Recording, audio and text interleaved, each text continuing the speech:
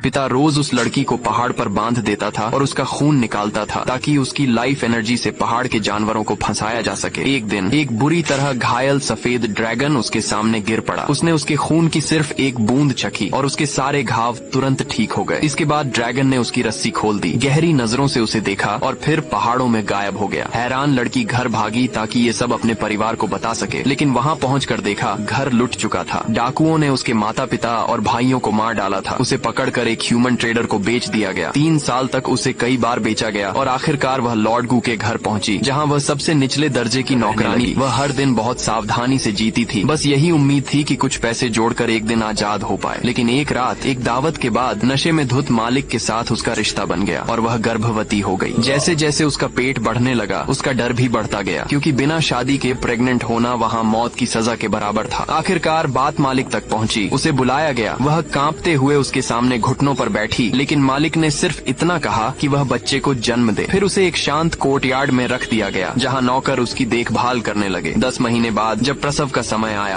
दाई अंदर गई, लेकिन तुरंत डरकर पीछे हट गई। लड़की ने नीचे देखा और लगभग बेहोश हो गई। उसने बच्चे नहीं बल्कि 3 छोटे सफेद ड्रैगन को जन्म दिया था। तभी दरवाजे पर दस्तक हुई। मालिक आ गया था। लड़की ने खुद को संभाला, ड्रैगन्स को अलमारी में छिपाया और अपनी सारी बचत दाई को देकर उसे चुप रहने की कसम दिलाई। दरवाजा खुला, मालिक अंदर आया, लेकिन उसे कुछ अजीब नहीं लगा। लड़की ने झूठ बोला कि बच्चा मरा हुआ पैदा हुआ था और उसे हटा दिया गया है। दाई ने भी उसकी बात का समर्थन किया। मालिक ने ज्यादा सवाल नहीं किए और चला गया। तीनों छोटे ड्रैगन्स को देखते हुए लड़की को 3 साल पहले वाला सफेद ड्रैगन याद आया, और वो सपना भी जब उसे लकड़ी के कमरे में बंद किया गया था। तब एक नरम आवाज ने वादा किया था कि वह हमेशा उसकी रक्षा करेगा। उसे लगा शायद ये उसी का बदला है। ड्रैगन्स बहुत शांत थे। जब उन्हें भूख लगती तो बस हल्के से अपने पंजों से उसे छूते। वे सामान्य खाना नहीं खाते थे, इसलिए लड़की को चुपके से रसोई में जाकर सूप और बकरी का दूध चुराना पड़ता। इस बीच हवेली में उसके बारे में अफवाहें फैलने लगी। लोग उसे बदनाम और बेशर्म कहने लगे। वह सबकी नजरों में मजाक बन गई। कुछ समय बाद मालिक ने गवर्नर की बेटी से शादी करने का फैसला किया। उसी दिन स्टीवर्ड नौकरों के साथ आया और उसे हवेली से निकालकर शहर के बाहर एक जर्जर जगह पर छोड़ गया। तीनों छोटे ड्रैगन्स को